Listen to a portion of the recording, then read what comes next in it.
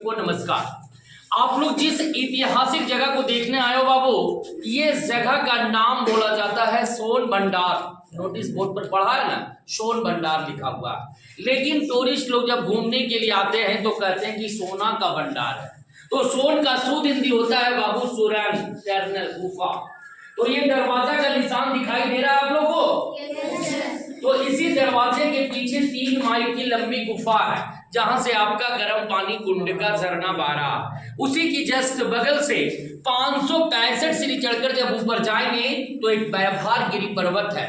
उसी व्यवहार गिरी पर्वत के जस्ट बगल में सप्तरणी गुफा और बिपली गुफा है। तो जब भगवान बुद्ध को कुशीनगर में मृत्यु हुआ था तो 3 महीने के बाद 500 बौद्ध भिक्षुओं के साथ प्रथम बौद्ध संगीति सभा राजगीर सप्तरणी गुफा के ऊपर में हुआ था और बौद्धों का धार्मिक पुस्तक लिखा गया था। सुपिटक, विनय पिटक, अभिधम, मतलब त्रिपिटक की रचना मुनि कैश्यप जी के द्वारा किया गया था। तो उन गुफाओं से लेकर इन गुफाओं का रास्ता बताया गया है। तो इसी दरवाजे के पीछे जैन मुनि गौतम स्वामी तपस्या करते थे। तो राजा बिंबिसार का बेटा अजातशत्रु पैसे के लालच में राजगद्दी के कारण अपना पिता को झूले वाली कारागार में बंदी बनाकर तड़पा तड़पा कर मार डाले थे।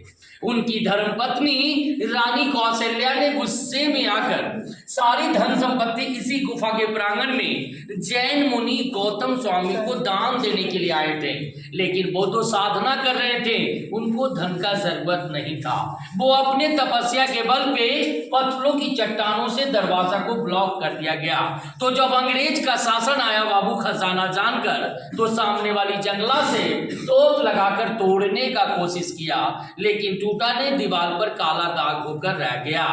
उसी समय भारत का प्रथम वैज्ञानिक डॉक्टर जगदीश चंद्र बसु ने जब गर्म पानी झरना को टेस्ट लिया तो ऐसा अनुमान हुआ कि इस पहाड़ के भीतर में काफी विस्फोटक पदार्थ है, जैसे लोहा, गंधक, आयरन, सल्फर की मात्रा है। उसी से टच होकर गर्म पानी का झरना बह रहा है। अगर इसे छेड़छाड़ करेगा तो ज्वालामुखी फटेगा, आग लगने की भय थी। और गर्म पानी का झरना जब बंद हो जाएगा बाबू, तो देश विदेश से जो डॉलर आ रहा इसी गर्म पानी झरना के बदौलत आ रहा। इसी कारण से ब्रिटिश गवर्नमेंट 1904-5 में ऐसा कानून पारित किया गया कि जो धर्मस्थल को नष्ट करेंगे उसे कड़ी से कड़ी सजा मिलेगा, नहीं तो 5,000 रुपया का जुर्माना देना पड़ेगा। इसी कारण से इसे राज का राज रहने दिया। तो मुनि भैरव देव साधु ने क्या किया, ये दरवाजा खुलने का एक दीवार पर शंख लिपि मंत्र लिख दिया कि जो भी शंख लिपि को पढ़ेंगे आप रूपी दरवाजा खुल जाएगा। लेकिन प्रभु का देन, नालंदा की द्वितीय विश्वविद्यालय में 3 बड़ी लाइब्रेरी थी, रत्न सागर, रत्न रंजन, रत्नदधि। उसे 1199 में सारी लाइब्रेरी में आग का चिंगारी फेंक दिया गया, जो मुस्लिम बख्तियार खिलजी ने फेंका था। तो सारी की पुस्तक तो जल गया, देश विदेश में पढ़ाई नहीं हुआ, तो दरवाजा खुलने का सवाल कहां से लिखता है। तो इसी कारण से खुल सिम सिम बंद सिम सिम का कोड भाषा में रह गया। तो चलेंगे, मैं मंत्र दिखाऊंगा, आप लोग पीछे हो जाएंगे बेटा, थोड़ा थोड़ा आगे आना, थोड़ा सा पीछे हो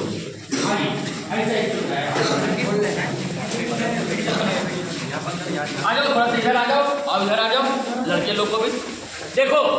ये मंत्र दिखाई दे रहा है बच्चे लोग, ठीक से देख लो। इसी मंत्र के बारे में मैंने बता रहा था कि जो भी व्यक्ति पढ़ेंगे आप रूपी दरवाजा खुल जाएगा। लेकिन मंत्र को आज तक पढ़ाई नहीं हुआ क्योंकि लाइब्रेरी में आग लगा दिया गया। इसी कारण से खुल सिम सिम बंद सिम सिम का कोड भाषा में रह गया। इधर आएंगे,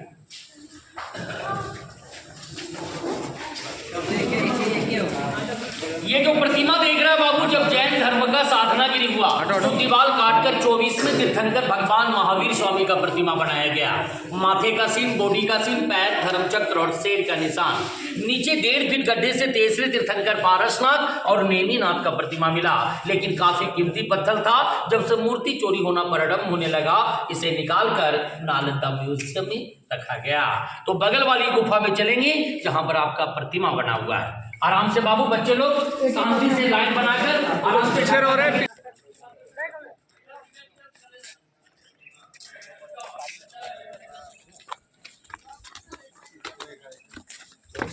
मतलब क्या यही कह करेगा।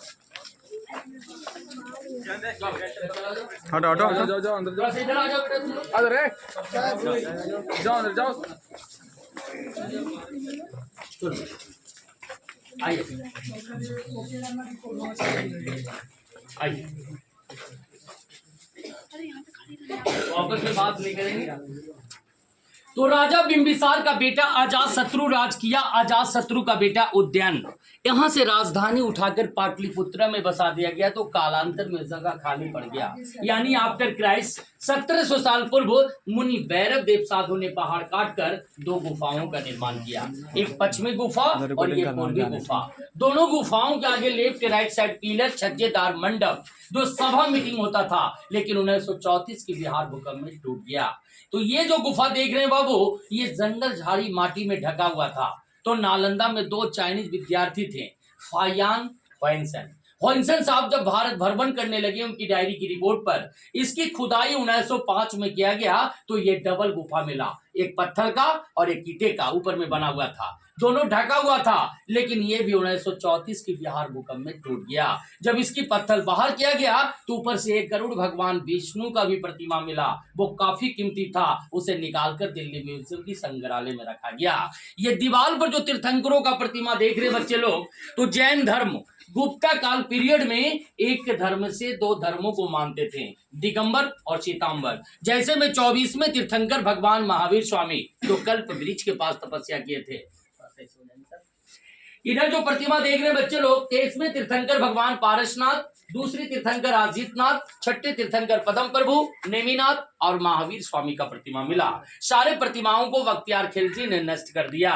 तो पुराना राजगीर आपका बसाया गया बस स्टैंड के पास, जो अजातशत्रु किला मैदान के नाम से जाना जाता है। तो राजगीर का ओल्ड नाम बोला गया, याद करना, गृहवर्ज। गृह का मतलब होता है पहाड़, वर्ष में वासी। तो राजगीर 5 पर्वतों से घिरा हुआ है बाबू। प्रथम आपका हो गया बीपलाचल, दूसरा रत्नागिरी, तीसरा उदयगिरी, चौथा सोनागिरी और 5वां व्यवहारगिरी। ये 5 पहाड़ियों से घिरा हुआ है बाबू। इसमें सोना चांदी रहता तो अंग्रेज सरकार इतना बेवकूफ नहीं था, गया से कोडरमा रेलवे लाइन बिछाया, 7 पहाड़ काटकर बम्बे बिछाया। तो ये पहाड़ काटने में क्या था, और नोटिस बोर्ड पर साफ लिख देता स्वर्ण भंडार, लेकिन सोन भंडार लिखा। तो ये कहानी है बेटा, कुछ डाउट तो पूछ सकते हैं। मेरा नाम हुआ रविशंकर उपाध्याय, टूरिस्ट गाइड राजगीर। आप लोग को सेवा देकर परिवार का बोझ उठाता हूं। आप लोग सभी से आशा है, जिसको जैसा श्रद्धा बने, 10 रुपया 5 रुपया जो भी बने बेटा, अपने अपने हाथों से गाइड को मदद कर देना। मैं आशीर्वाद देता हूं कि पढ़ लिख कर आप लोग ऑफिसर बनेंगे, जय जयकार रहेंगे। बोलो सरस्वती माता की जय। कुछ डाउट है तो बोलो बेटा। मतलब समझाने का तात्पर्य ये रहा कि ये सोना का भंडार नहीं है, समझ में आया ना। जिस नेम से उस हिसाब से इसको सोना का भंडार लोग बोलते हैं, लेकिन जो नहीं जानते वो तुम लोग को जानने के बाद समझ में आ गया ये सोना का भंडार नहीं है। ये एक आपरूपी बात है जो कि फैला चले आ रहा है। ये जैन मुनियों का मेडिटेशन सेंटर है, साधनागिरी है। यहाँ पर साधु महात्मा